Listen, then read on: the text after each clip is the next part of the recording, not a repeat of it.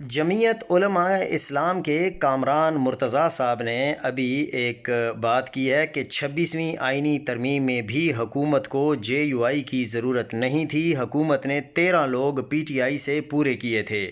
26ویں آئینی ترمیم میں ہم نے حکومت کو ٹف ٹائم دیا تھا۔ 27ویں آئینی ترمیم میں بھی اپنا کردار احسن طریقے سے ادا کریں گے، لیکن حقیقت یہ ہے کہ کامران بھائی، ہمیں آپ کا ہمیشہ احترام رہا ہے اور آئندہ بھی ہمیشہ کریں گے۔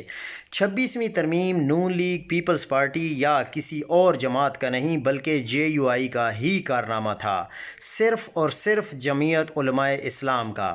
اگر جے یو آئی انکار کر دیتی تو پاکستان کی کوئی بھی طاقت، بے شک وہ کچھ بھی کر لیتی، وہ یہ ترمیم نہیں کر سکتی تھی۔ سب لوگ جانتے تھے کہ نون لیگ اور باقی جماعتیں تو پہلے ہی کنٹرول میں ہیں۔